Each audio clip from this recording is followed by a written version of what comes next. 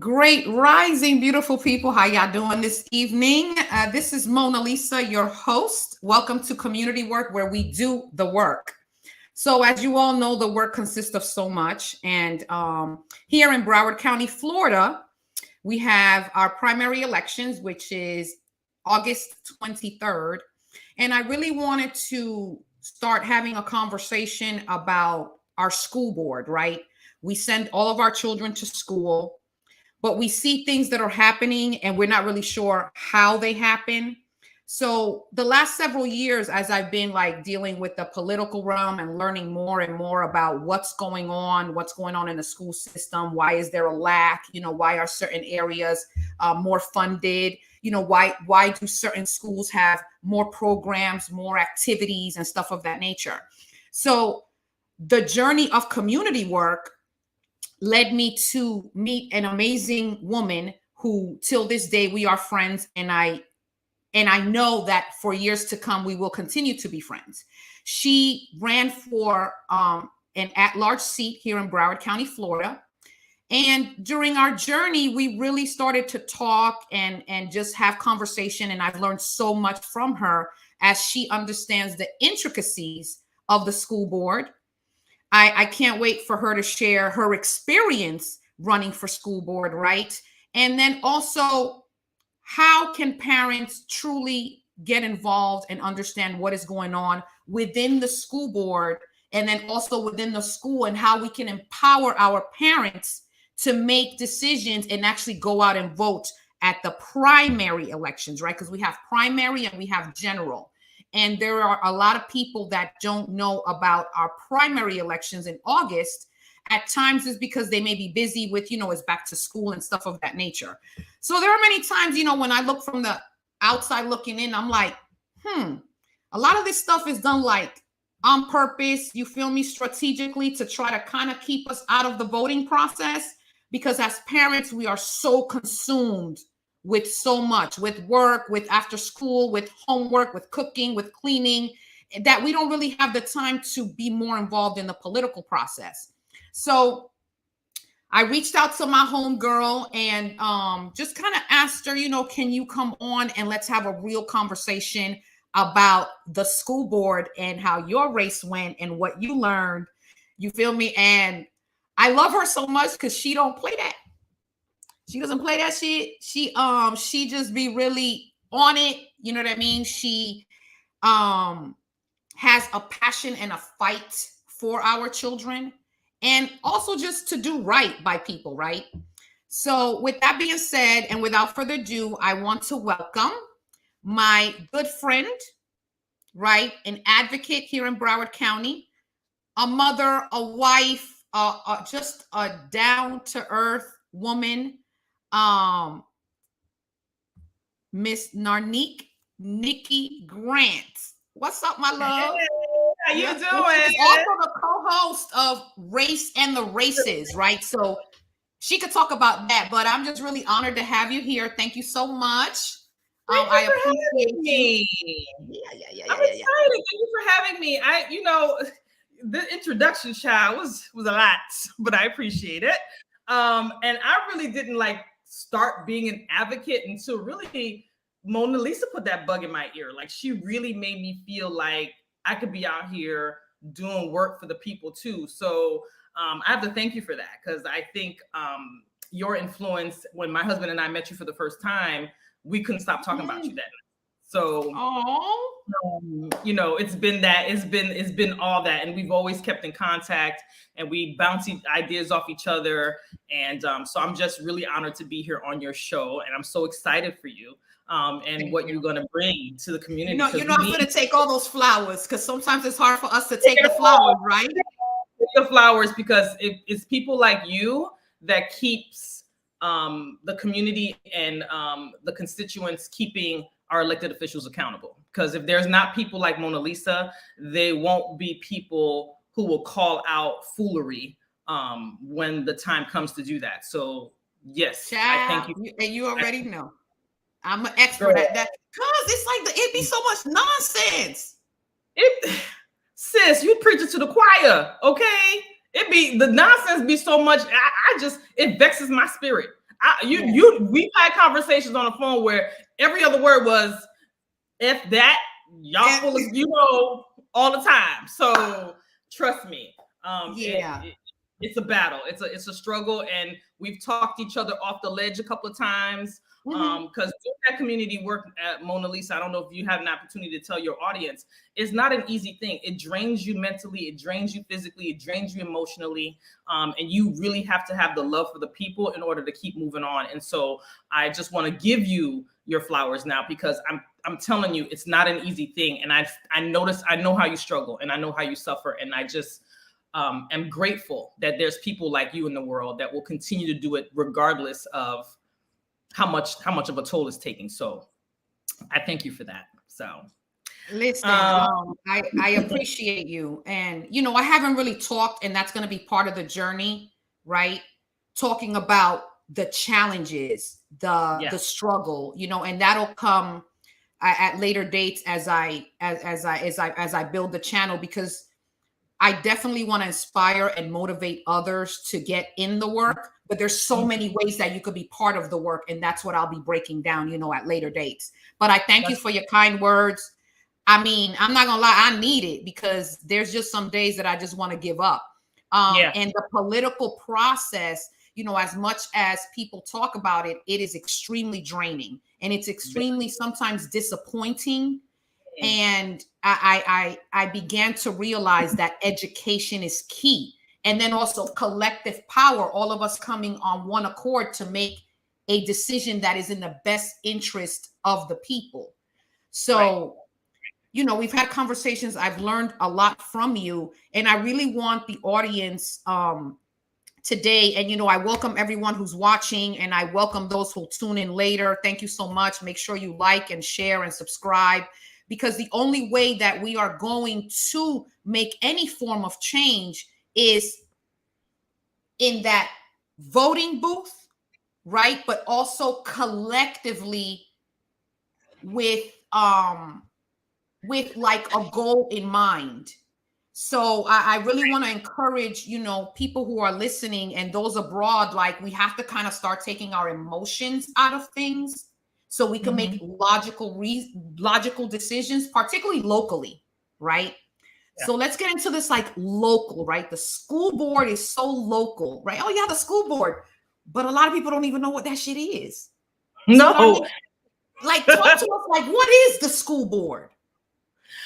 Well, here's the thing. So the school board is a body that is supposed to really kind of govern all schools from I think K through 12. And then we also have some technical schools that we have in Broward County. So I'm going to talk about specifically Broward County. Yes. By the Florida statute, the school board consists of 5 members, right? Elected officials. However, they can, on their own, expand. And this is what Broward County did. So Broward doesn't just have 5. They have a total of 9. Okay. And 2 of those seats are at large, which means it's all of Broward County. And then the rest are broken up into districts, like, District 1, 2, 3, 4, all the way to 5, like to 6, 7 to 7. And so each person is elected in their district, while the 2 who are at large are elected by all of Broward County. And there so think of it as an organization, right? You have an organization and you have a board of directors. Mm-hmm. The school is an organization, right? And so the school board is the business arm of the education system, right? And so they're supposed to govern policy.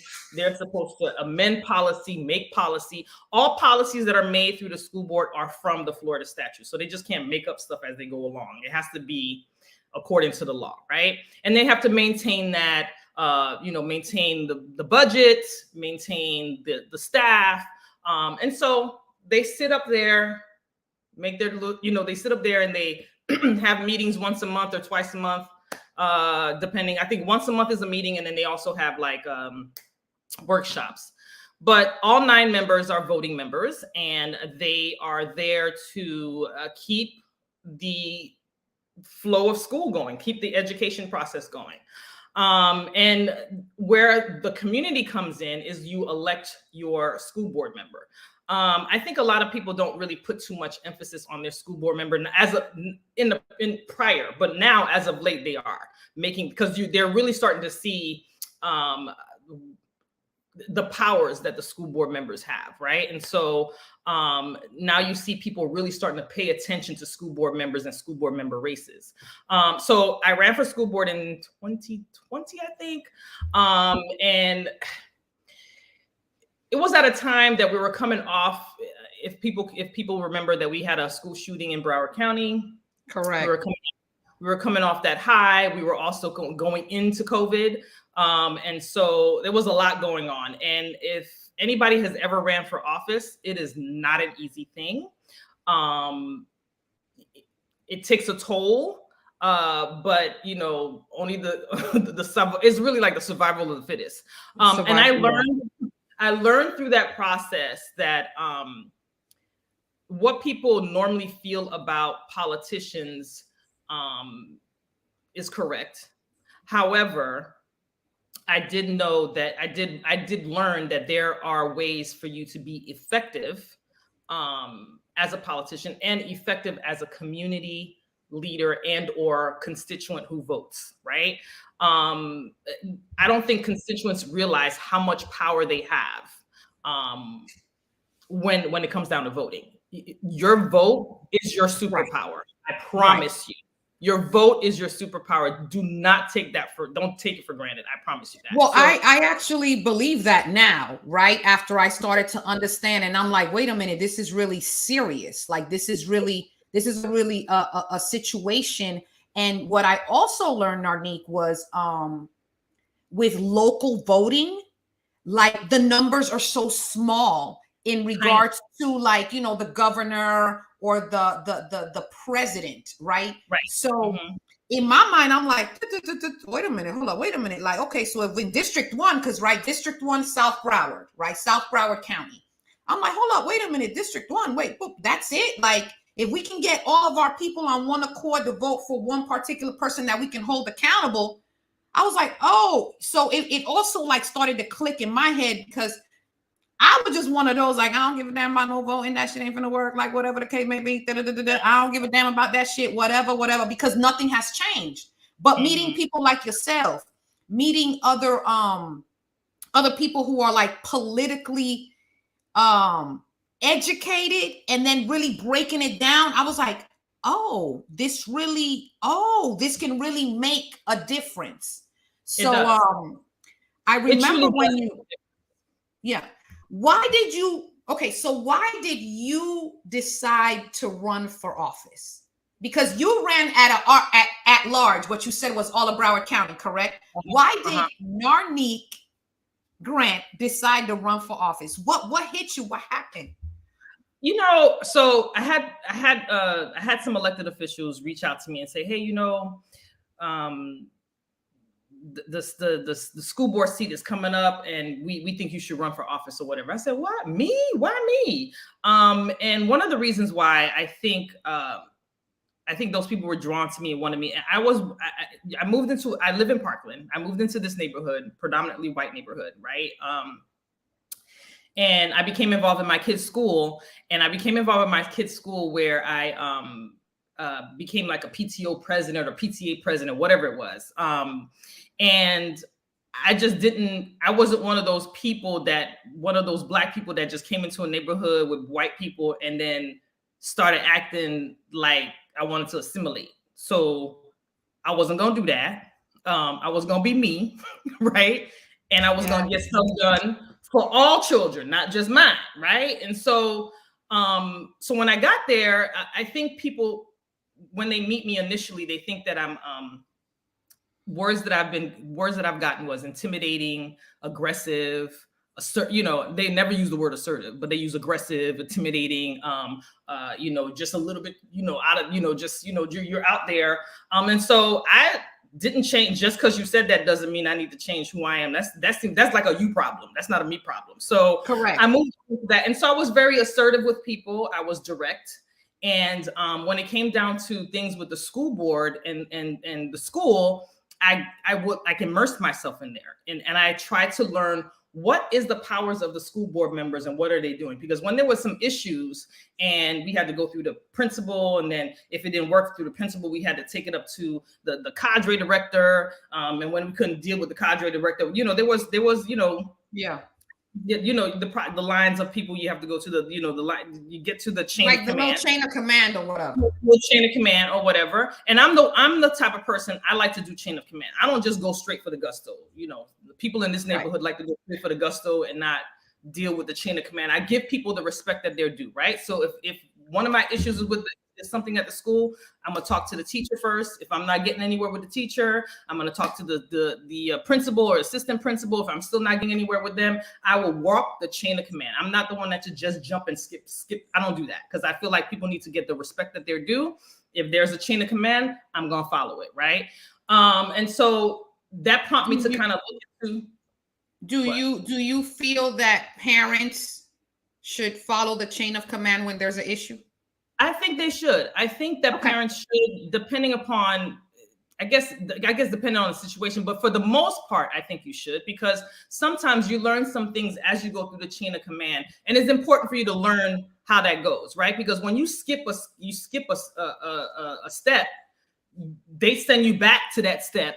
And then you're like, oh, I should have went there in the first place. So try not to skip steps. Try to go at the chain of command. And if you're still not getting anywhere, and then keep your paperwork and keep your receipts. Because see, it's not only about going through the chain of command. It's also making sure they know that right? Correct. That you're taking the proper steps to make sure you're doing what's right for your child, right? So there's no excuse then for them to say, well, you didn't speak to the principal, but then you went to this person, but you didn't talk to that person. No excuse. You go through the chain of command and you're fine.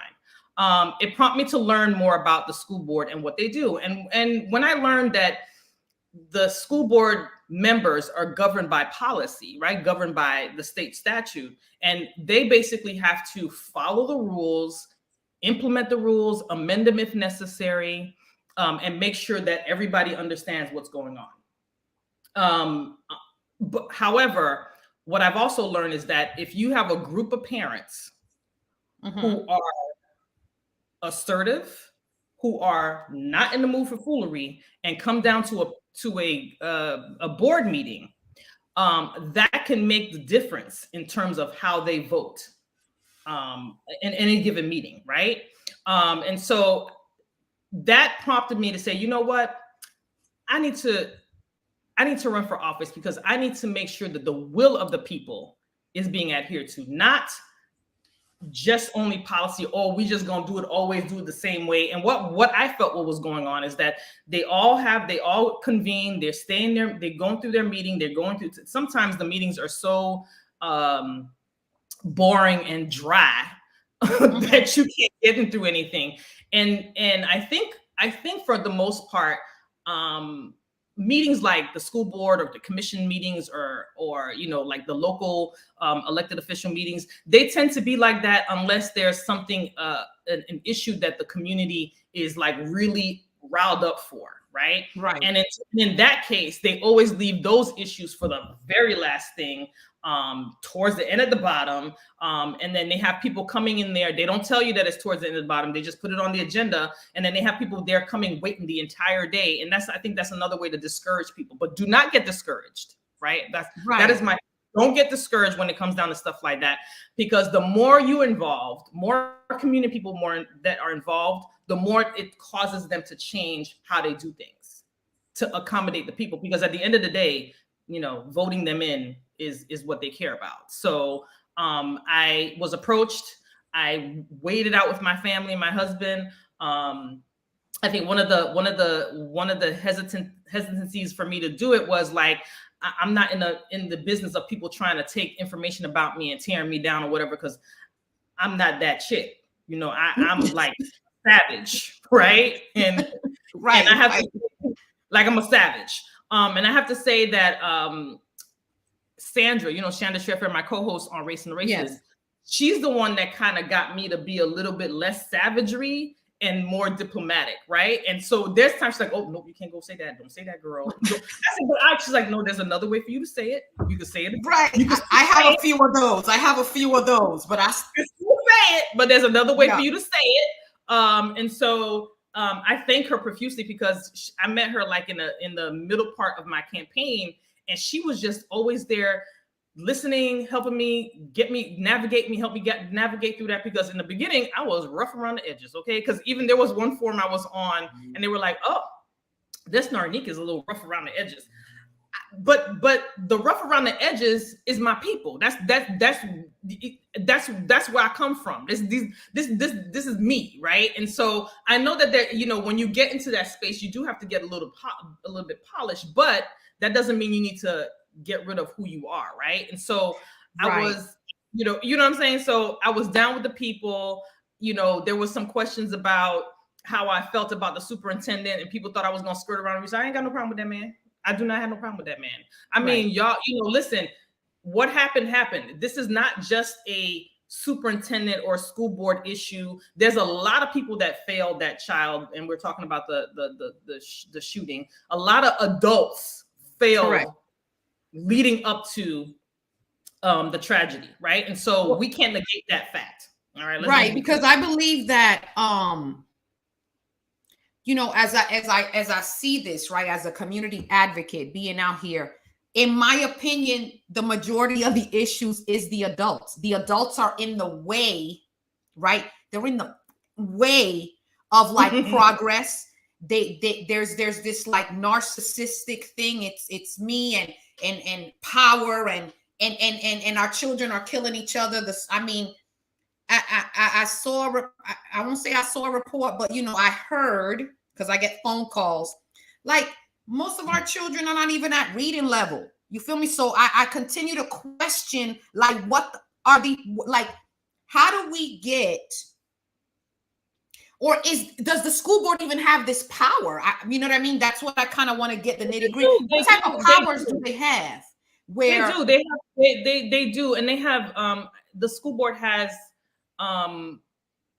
a large amount of resources in terms of getting kids to be on reading level. You know, they have they have, I think they also have a department or someone who does research to find out what all other districts are doing and how are they getting their kids to be on reading level. Like, you know, the school board does that. To me, in my opinion, from watching the school board meetings, if y'all can't make the school board meetings, you can watch them on their website too. Watching the school board meetings. Yeah, Broward County Public School has their meetings on the website. You can see it live. You can also go back and look at it if it's been taped over. You can fast forward through to see, you know, go through some of the stuff or whatever. You can listen to what they're talking about. You can even put it on like on your speaker, walk away while you're cooking, doing laundry, just listening to the meeting, even if you don't have an opportunity to be there. I think it's very, very important for your viewers to know to be involved with the school board. I think so too. Based on the fact that they all, and I'm gonna say it, like, we talk about diversity, but Broward County School Board is all white women. I'm just saying when I'm like, wait a minute, like, I mean, there were some people on my timeline that was like, what the, like, where's the diversity and inclusion? Like, in understanding through my experiences, there's not a lot of relatability there. How can some of these, you know, elected officials even have a connection, particularly with our Black boys who are so behind? And of course, I know it's intentional. There's books, there's research, there's everything, whatever the case may be. So since I advocate for children, that's what has prompted me to really even get more, like, just more involved in the school board, or at least be involved in telling people, hey, you need to vote, and let's try to vote some of these people out, because there's just no relatability. And I don't care what nobody say. I don't care if you a teacher. I don't care if you this, because one thing I know is that some teachers, and not all, some teachers will kill your spirit with their tongue. You feel me? Will kill the spirit of a Black boy with their tongue.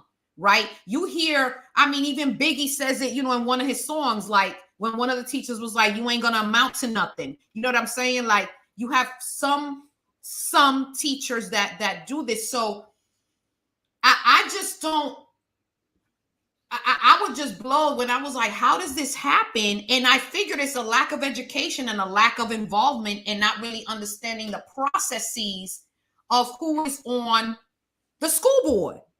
Now, am I there, Narnique? Am I kind of like, you feel me? Well, no, there is no diversity. There's no man on the school board. Up until a few months ago, we only had one Black woman on the school board. There's one Latina. And that's it. The rest is all white women. And representation matters. Period. Yes, it does. Yes, it does. Representation matters, right? And when I was running in my race, one of the victims of the shooting, a family member, I think it was the wife of one of the victims there, was running too.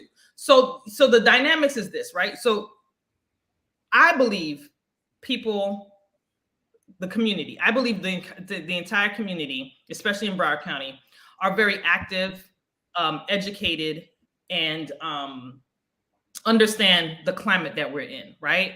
Yes. However, we are all empathetic. And because we're all empathetic, people at the time when I was running were voting their feelings rather than voting for what was needed at the time, right? And I get it.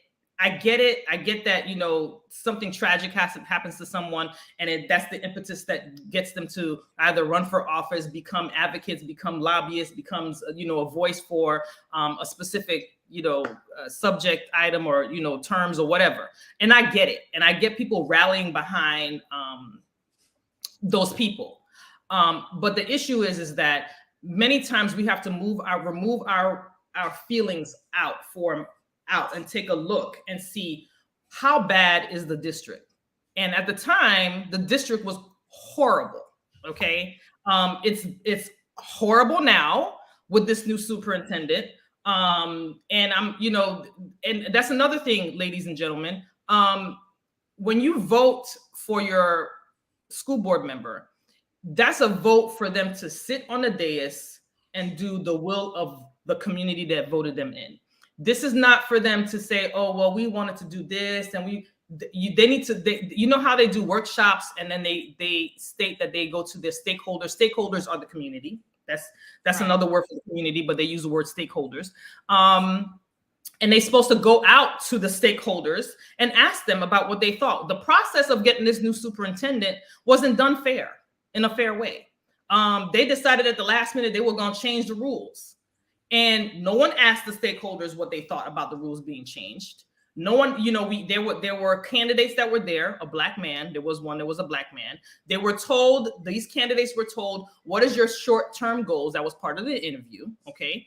The Black man came with his short-term goals. The white woman who came with a 5-year plan. We ain't asked you for all that. But that's what she came with, okay? Then then they said, whoever applies for the temporary position, the superintendent, right? Whoever applies for the temporary position could not apply for the full-time position. The school board, them 9 chicks, decided that they were going to change that at the last minute. So now the woman who came with her 5-year plan all of a sudden has a shot for the full-time position. After they said in the beginning, when the Black man was there, who came and did what he was supposed to do, didn't have an opportunity, right? Their excuse was, well, it was a question of organization and trying to make sure the organization continues on with no cut and no thing. And we didn't want to, because it's already so bad with the kids having the COVID slide meaning that the kids were out of school for a year. They didn't get to be in school. And so therefore, their grades suffered, some kids, suffered it because let's be honest, some kids learn better when they're in school rather than when they're at home. Understood that. Coupled with the summer slide, because there was always a slide when kids over the summer, right? So they had all these excuses about, because we're going through all of this, we just needed to have some continuity going on, so we had to change it to thing or whatever, because it's coming from an organizational standpoint. All right. So they pretty much do whatever they want. And the thing is that they do whatever they want because there's no accountability, right? There's not enough of us coming to these meetings like the parents from Parkland when they stormed the meeting, when they were coming in and they packed the place up like sardines because they wanted to get rid of that superintendent. There was droves and droves of people that came, right? They had a continuous stream of people who were protesting against him and all that other stuff or whatever. And they have the right to do that. I'm not saying that it wasn't okay. I said, that's how you feel, by all means. But we as people, right? We as our community, we need to be able to do that too. And we did when they had when they brought it up at one of the meetings to remove the superintendent, the parent of one of the parent of one of the kids that was taken from her at this whole horrible tragedy. She brought it up and she was like, he got to go. And the Black community came in full force and was like, no, it don't work like that.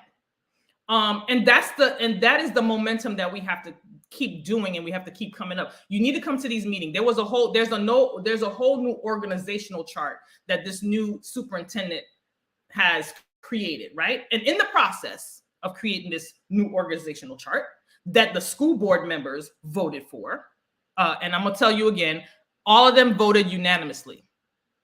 All right.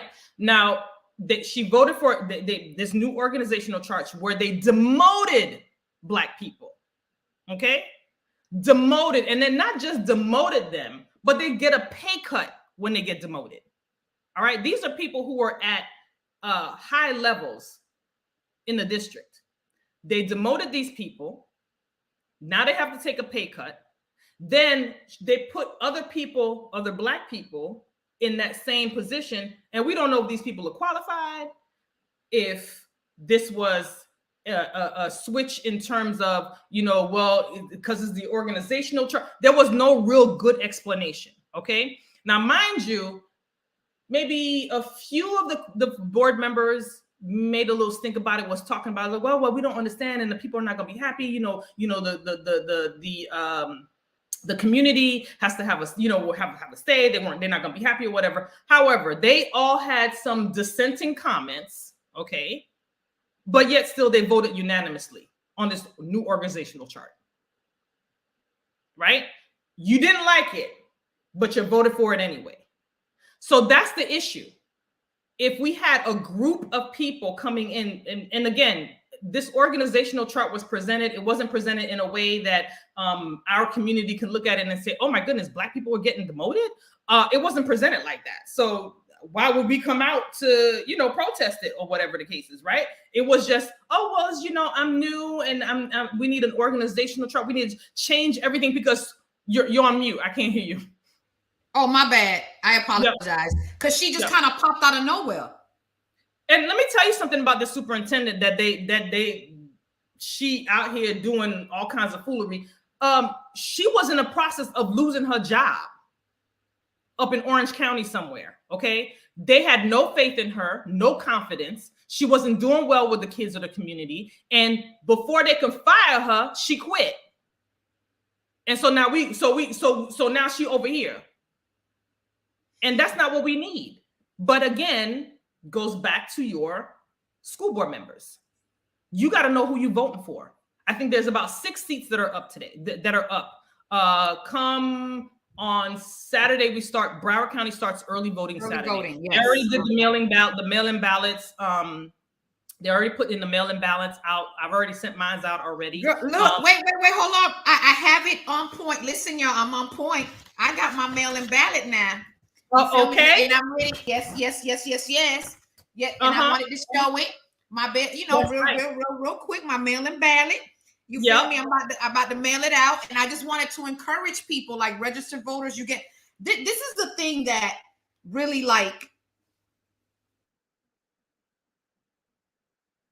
got me to click, right? Definitely like a click in the brain, oh shit, we have to vote.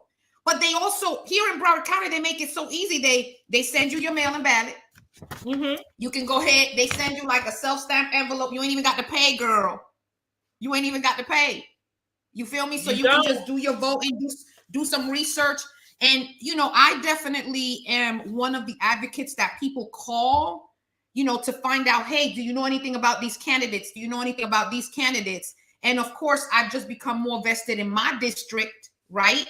But I'm also encouraging, and this is one of the reasons why I restarted the channel, is because we have to. Damn it, we have to get involved, because we have to. The stuff that is happening. It's the ridiculous. Stuff that's happening in the school is just ridiculous. Like, it's really we out have of control. To make the change. We have the power to make the change. One of the things, thank you, Sandra, for letting me know. I forgot. No, they weren't black people that they were demoted. They put white people in those positions. Sorry, you're right, girl. I forgot. Thank you, girl, for reminding me. So let me just point that out again. School board members, right? The school board members are really supposed to be the boss of the superintendent. But it doesn't seem like that this time around. It seems like she coming up with all this bunch of stuff and throwing it at them. And they're basically like, they're grunting and they're not happy, but then they vote unanimously on it. The school board it has no black or brown representation except for that one Latina school board member. And she was quiet. And let me tell you something. Any school board member that says nothing, they are complicit. Okay. Of course. I mean, that's just like, police officers who say nothing. Right. Yeah. If you say nothing, you are in agreement. Yes. Plain and simple. So let me ask you, what should the community consider when we are looking at people who are running for school board? What should we, let's say we have 3 people that are running. What characteristics, or what do you think people should be looking for? What should they hear when we're talking about somebody running for office? Because, we got they all have the same rhetoric. Well, I'm going to come in and I'm going to change this and and they all sound alike, Their favorite word is transparency. I'm going to be transparent. And, I'm going to make sure that mental health is one of my things. And I'm going to make sure that, we got to make sure the kids get the best education possible. Listen, let me tell you something. There's candidates are first-time candidates that are running, right? I was a first-time candidate. My first thing I was saying, listen, hey, at the end of the day, I got to do what's best for everybody, right? And I can't do it by myself. No, so correct. I don't know everything. Okay, I'm running for the seat because I think that there needs to be somebody authentic on the seat, right? So that's why I'm here, and to be that voice or whatever. But I'm bringing y'all with me because I need to hear from you so I can make sure what we do is we do it right. I know enough about the policies to say what I can and cannot do. Correct. But I also know that your parents have a big voice and an influence on how I vote. At the end of the day is how the school board member votes on any item. They have to be putting the lens on as the community lens. So when somebody says, well, I'm running because I'm going to be transparent, I'm running because there needs to be somebody to do this, or they bring up the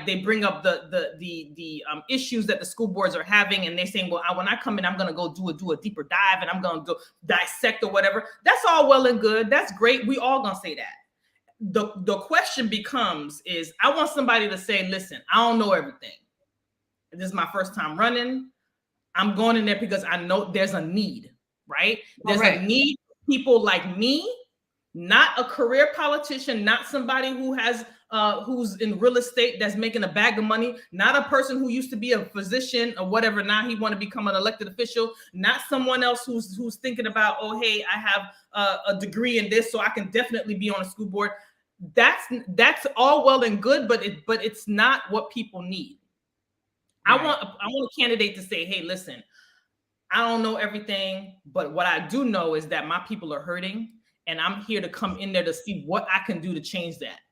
How can I change it? How can I make it better for some of the kids? How can I make it where there's some equity in this in Broward County? How can I make it where, how some schools are getting something and some schools are not? Why is that? Like community gardens. Like, I want community gardens in every school. Like, how do we get community gardens in every school, or next to a school, or next to the block? Or, you know what I mean? Like, I'm always asking these type of questions. And at the end, it always comes back to, are the people on the school board or those in charge even care about the needs that we are asking for? So I feel like some of them going in initially did care about that. And then when you get there, it's a whole different ballgame. When you get there, sometimes you realize your hands are tied for certain things. You can't really do certain things. You can't say much, whatever the reason. But at some point when you realize that, remember that brother we talked about a few months back, where he was, I think it was in Miami somewhere, and he got on there and he realized that he couldn't do much, and he was like, I quit, like I resigned. I can't remember what that brother's name was. He was on some sort of commission. I think it was. You talking about the mayor in Opelika? Yes. That resigned in front of everybody. Yeah, and resigned, and he was like, I can't do nothing for this. I can't do that. My hands are tied. I can't do nothing for my people. I'm quitting because this ain't gonna work for me. And I'm not saying that that's what they need to do, but I think I think that candidates and board members need to be honest with people. When they're on the dais, you go about the motions as you're supposed to, but you also need to tell people, hey, listen, I want people outside to know that this is as far as we can go. Now, if we can rally around, the school board members can go up to Tallahassee and lobby.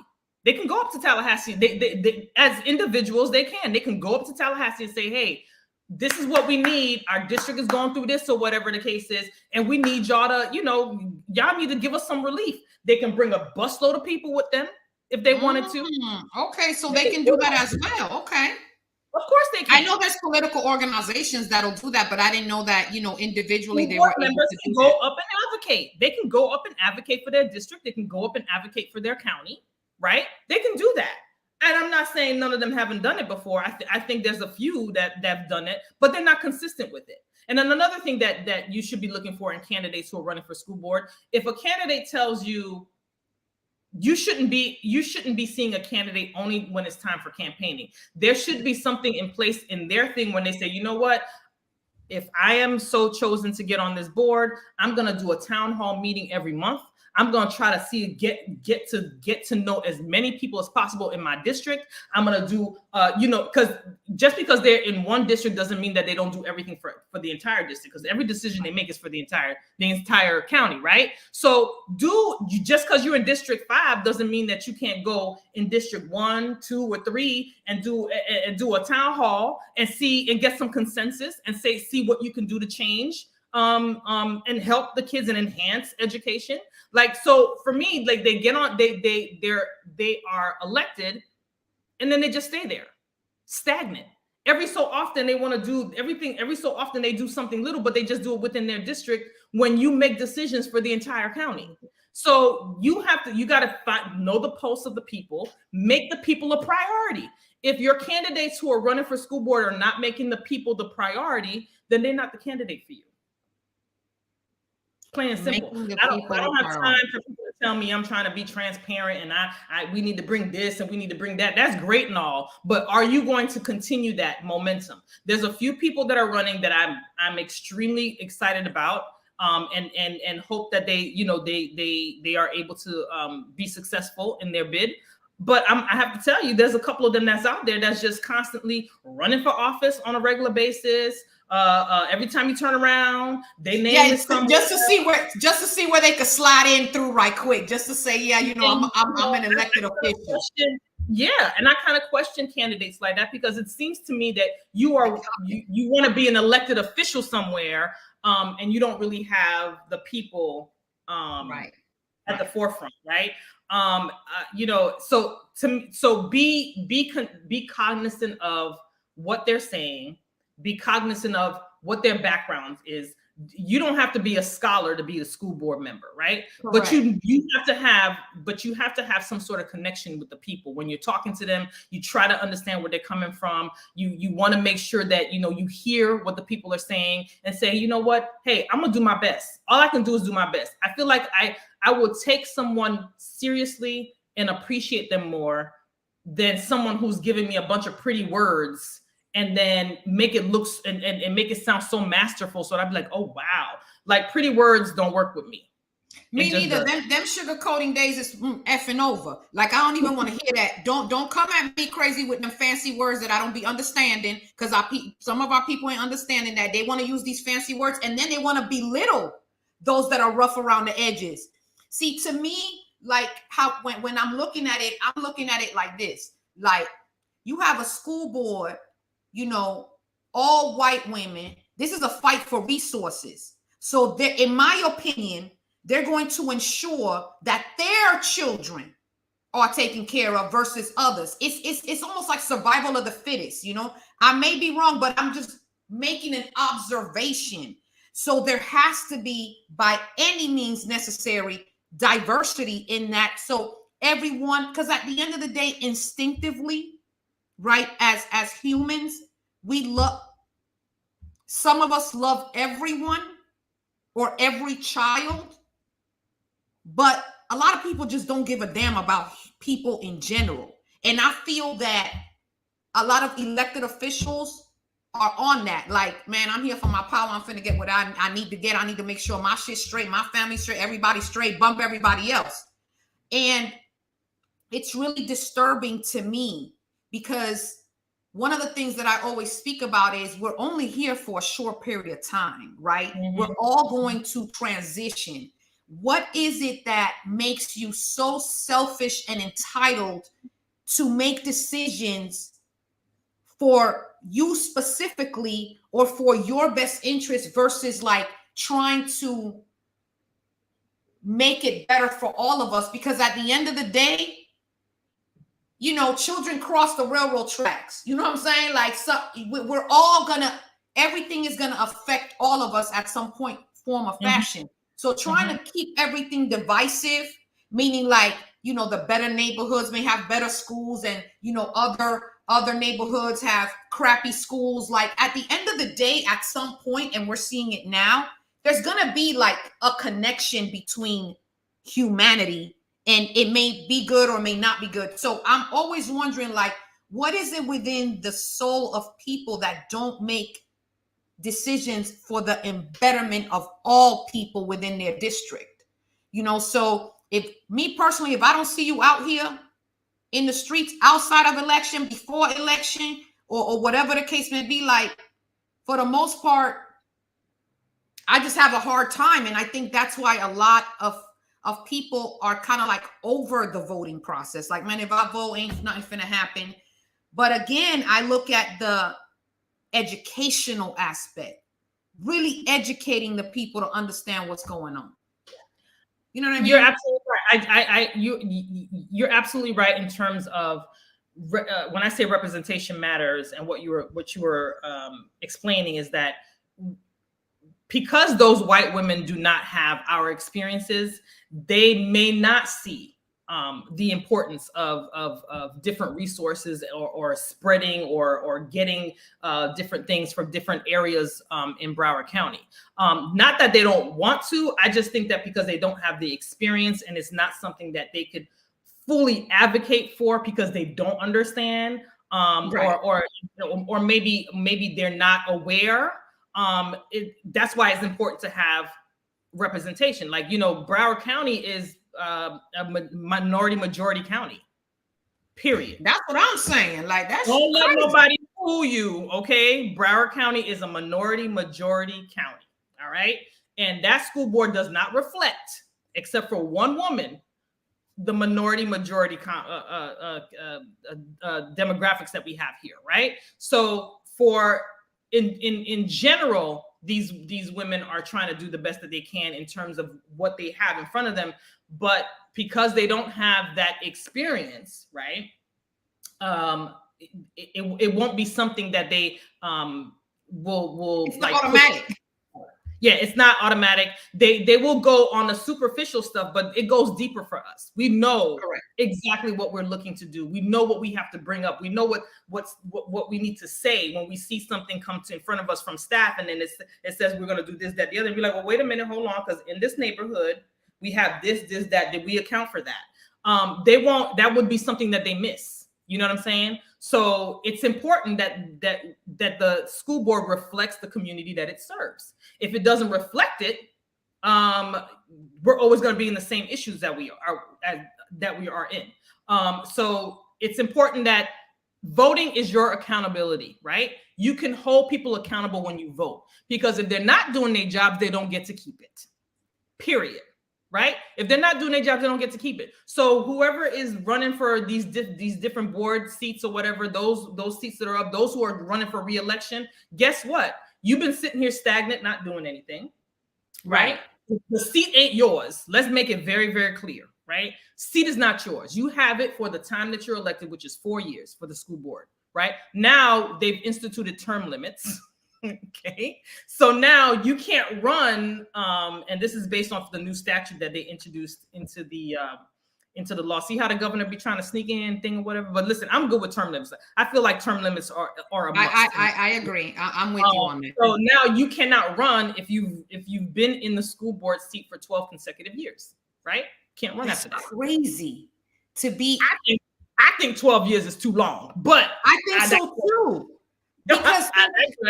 Because of so I'm looking at the school board members, and then I'm looking at our generations. There's not even a connection. Like, there's such a disconnect. You feel me? We need more young folks in the school board. We need more vibrant folks in the school board. We need more relatable people in the school board. We need some hip people in the school board. We need some creative people in the school board. Like, we need people that are hip and understand what's really going on versus like, I'm just sitting here for 12 years. And you can't even connect. You can't even have a conversation with a youth in your district because you don't even understand. That's a problem for me. It is. It's a huge disconnect, and unfortunately, you have the same people running. And the other thing that I learned running for office, there's a clique. Okay, there is a clique during campaign time. There's a clique of people, clique of elected officials. And if you're not part of some of these cliques, guess what? I'm just saying, guess what? And I was one of myself and I think Ruby Green was running also. We were like, I don't do games. Like, I can't be part of this clique because this clique means that we playing games and I don't play games. If I can't win just like I'm supposed to without having to do this, then this ain't for me. So I really didn't get that kind of like, that extra stuff that I needed in order to be successful. You did very well though in your race. You did. Your numbers was over 30,000. Because I feel like those who voted for me really wanted change. But then you also still have those who were like, oh, I feel so bad for one of the candidates because of what they went through.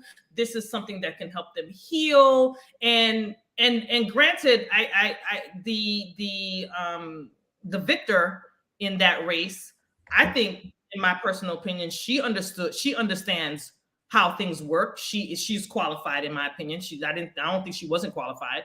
And I think for now, she seems to be okay with some of the things that she's voted on or whatever. However,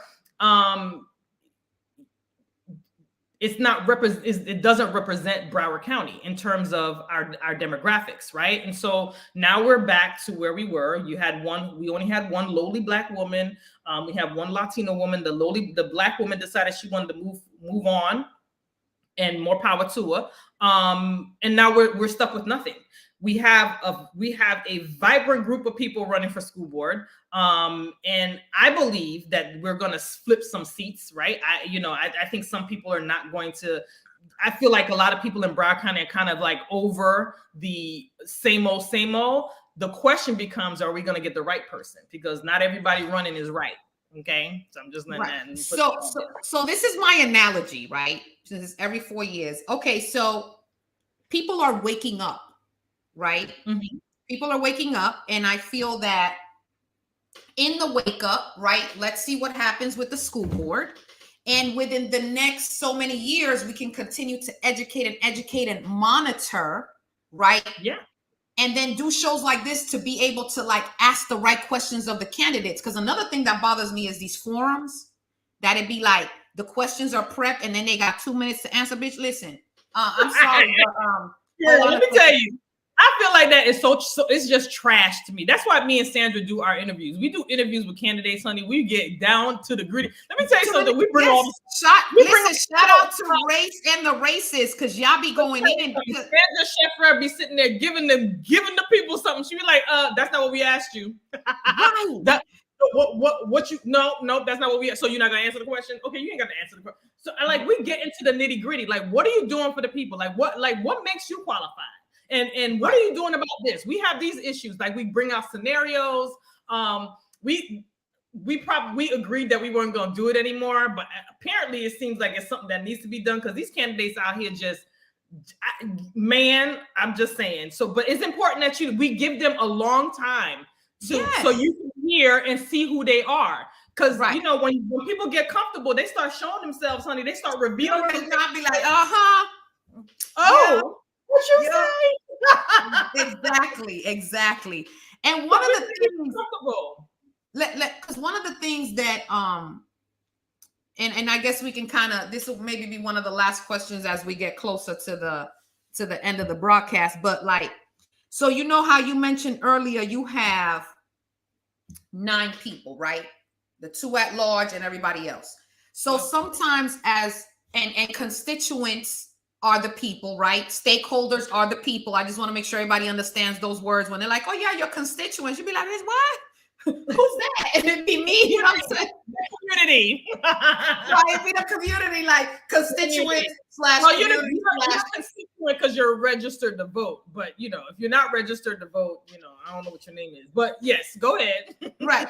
So I guess my question is, right, because sometimes we'll be like, oh yeah, I'm in District 1 or I'm in District 5, and yeah, my person is gonna whatever, and you don't see any change, right? So explain real briefly, if something gets presented right at the school board, how many votes are needed for like it to pass? You feel me? Because in my mind, I'm like, shit, I'm gonna vote this person in, and you know, he or she gonna change the whole thing. But in reality, it's like, no, you got to agree with so and so. So how many people do the constituents in the community need to vote on something in order for it to really make some change? You understand the question? For the school board, you mean for the school board, or just for the school board? Yeah, for the school board. So the school board, they have 9 members, and that number is on purpose, right? So you have to have an odd number because majority rule, right? So if the majority votes, 5-4. So in other words, we need 5 people that are on the same page. That's right. And so I think we have 5 seats open. Damn it, man, that'd be great. 1, 8, 5, 4, and I think 6. Yeah.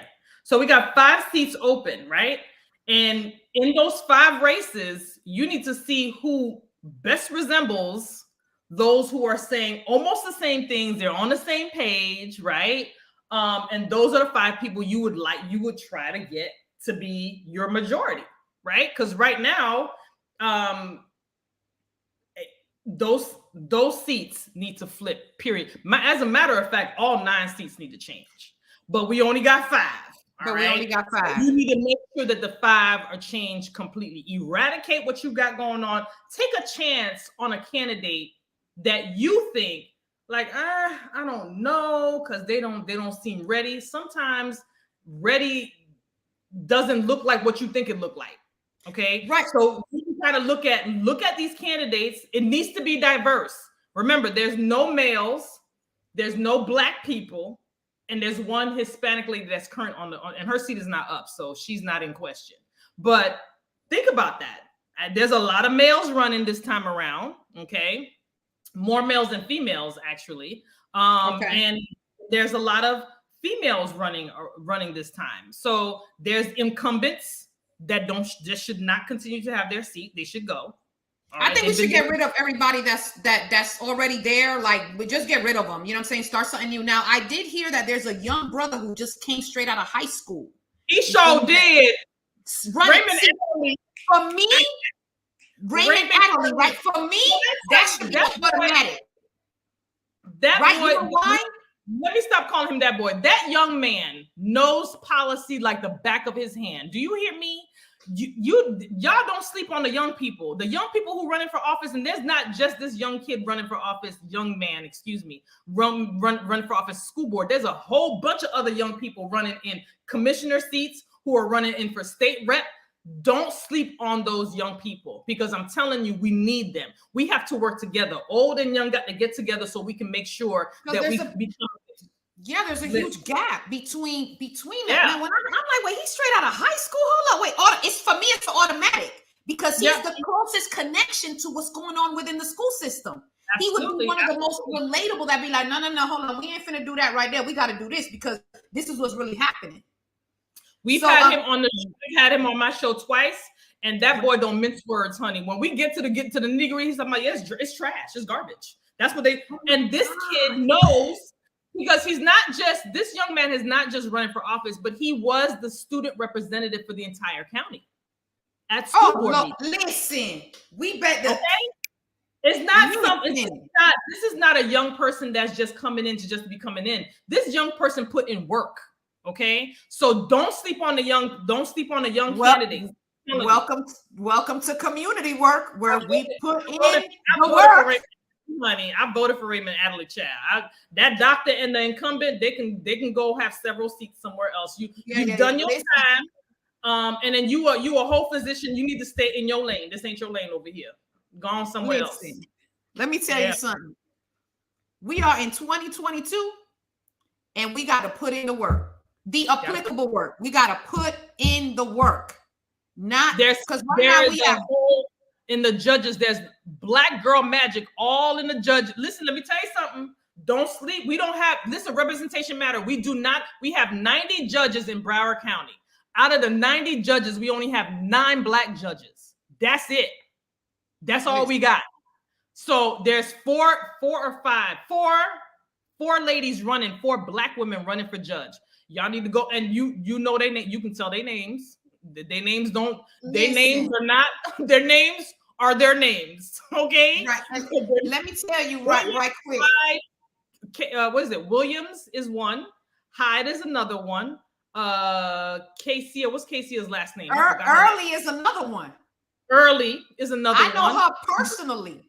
And there's one more. Black Girl Magic. Y'all need to go ahead and vote these ladies in. All right. Because representation matters especially on the bench.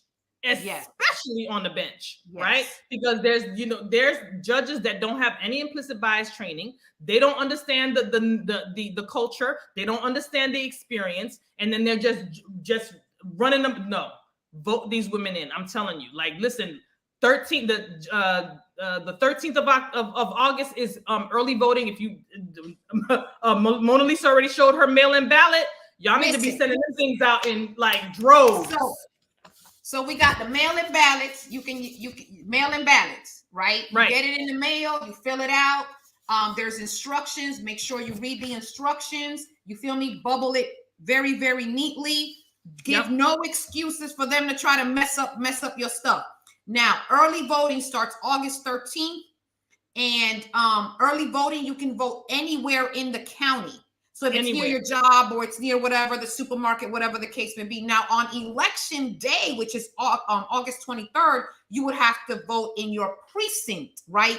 Absolutely. But if you do your early voting August 13th or maybe that Monday, you feel me, and they close at 7 p.m., just go ahead and handle your business, get it out the way, calm, cool, collective. There may not be any lines, right? And just make sure you do some homework on your local school board, your local judges.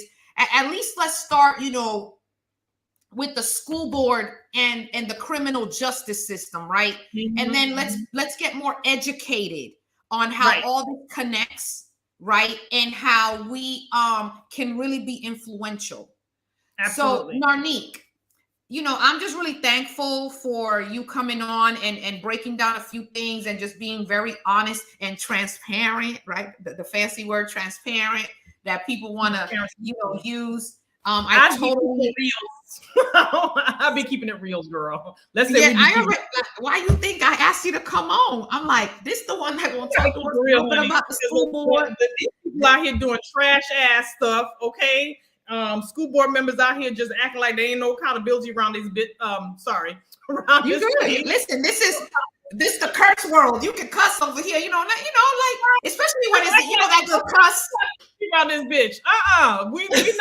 We about accountability around this. Listen, I want all the smoke. Yeah, y'all need to make sure. Listen, and you see the sign I got back there or whatever. The governorship is on the ballot too. That man made it clear that Black people can't do nothing. Y'all can't have no loud music in your cars. You're gonna get arrested for that. Listen, that's gonna be. She been calling him out. Nikki Fried, she been calling him out since the time that he came into office because she can't stand him as much as we can't stand him. All right. And she running for his office. All right. So Nikki Fried, y'all listen, I'm tired of the old white men. I'm tired of old white men running for office. I'm pretty sure all my peoples are tired of that too. Let's give this girl a try. Okay. Because she the only one that's female. At least we can get over with the females a little bit. All right. But she the only female running. She's been calling him out from the minute he stepped into office. I rocks with her because she be like, what you doing? Calling him out on a regular basis. That's what I'm working on. All right. Your life literally depends on you voting. I'm being completely honest because we have high rent in Broward County is disgusting.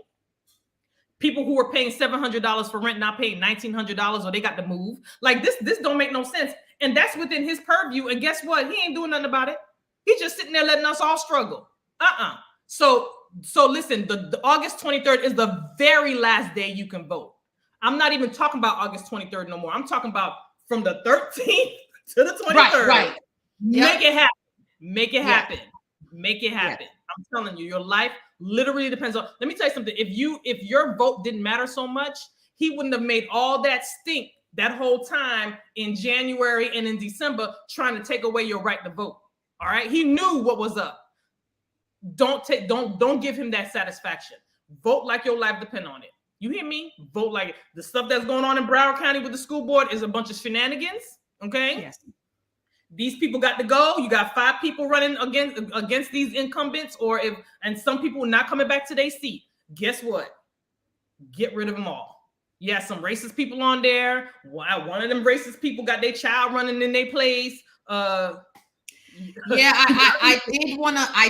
did wanna bring that up because they handed down the baton. I did a little research and I found out that this particular person who is on the school board as we speak had like newspaper articles back many years ago where she's, racial slurs. And then she was, it's just ridiculous. And stuff is not even being brought up.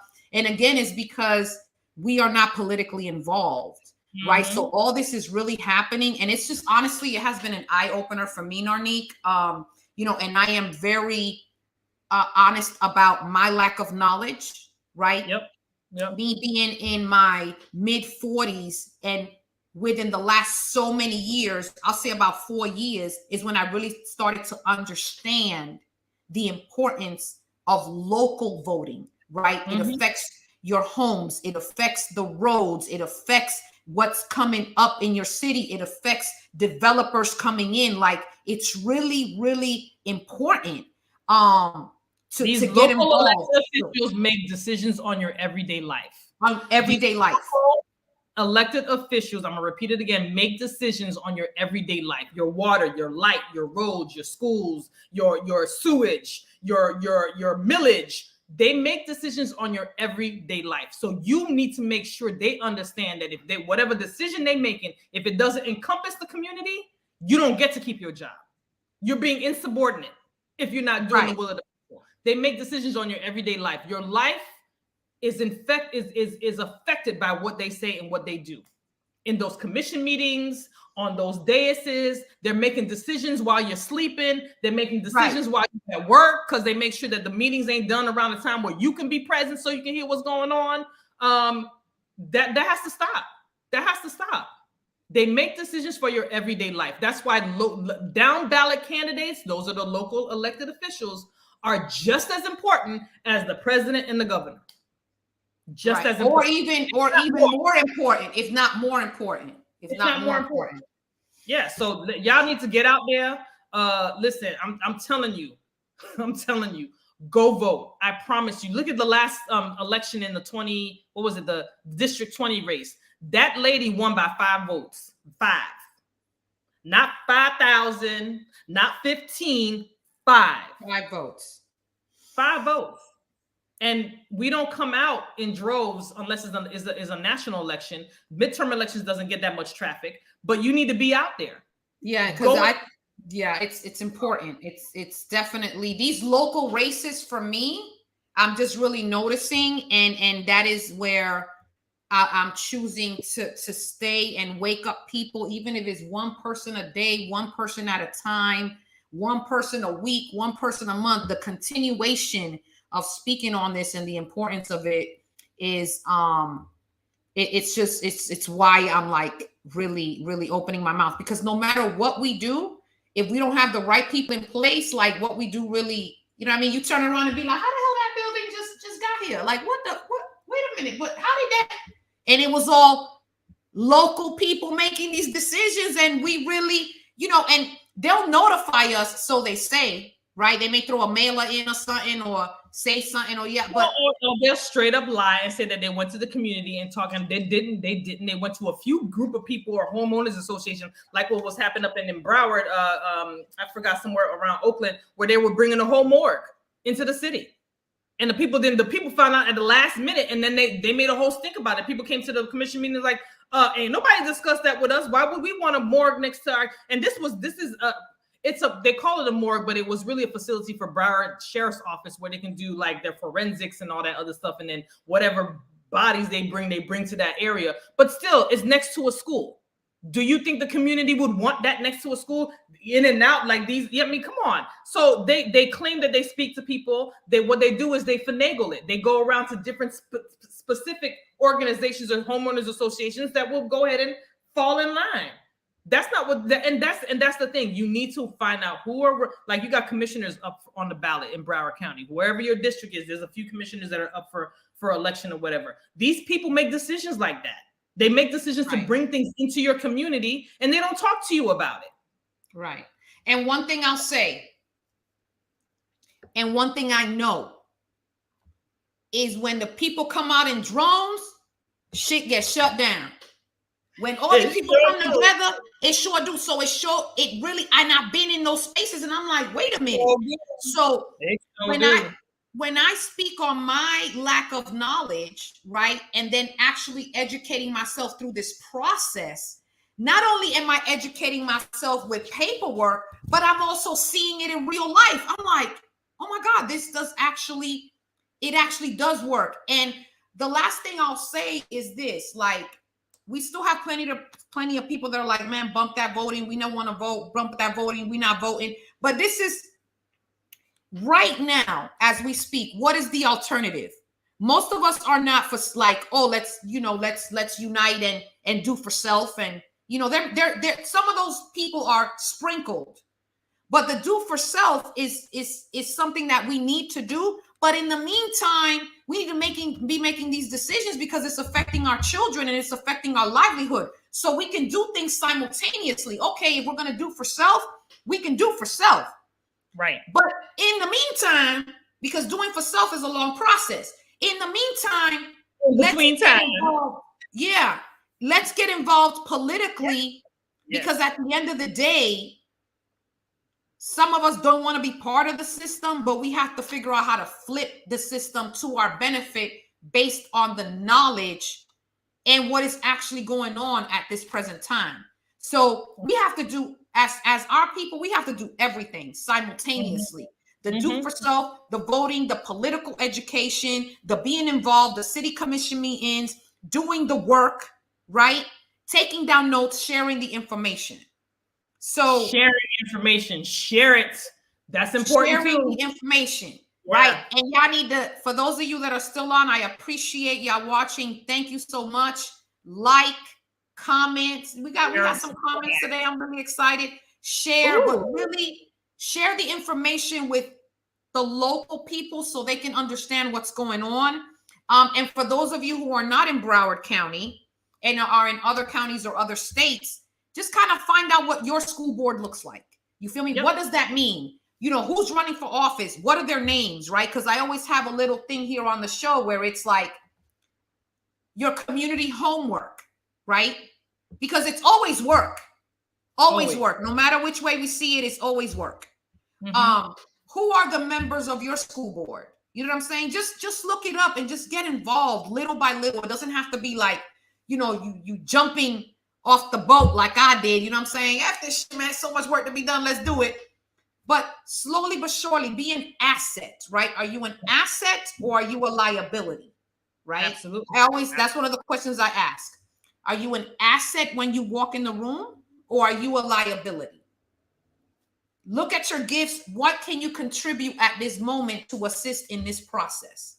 Absolutely. That's all it is. It's not you know what I'm saying? You don't have to go out there for 10 hours. You feel me? You can make a couple phone calls. You could share a couple text messages. Absolutely. Let your neighbor know, hey, listen, it's school board. Not, you know, just, you know, if you work in the same vicinity, hey, listen, it's the school board race. Are you voting?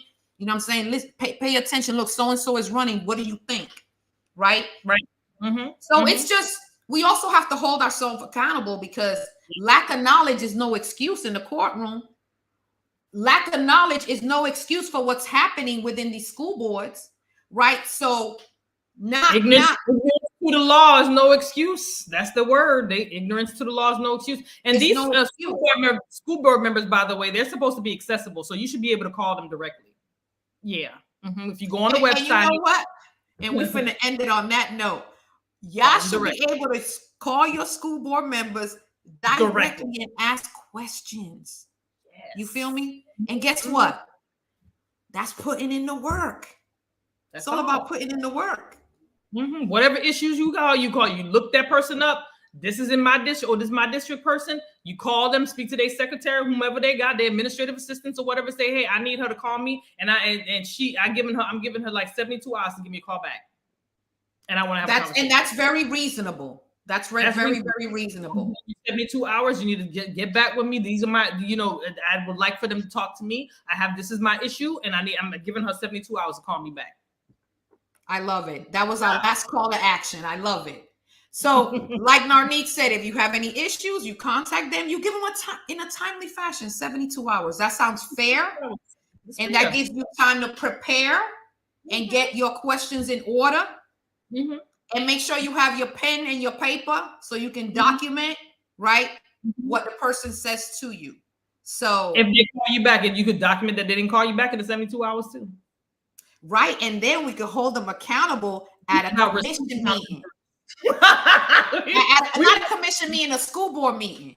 So, Narnike, I appreciate you. I appreciate you.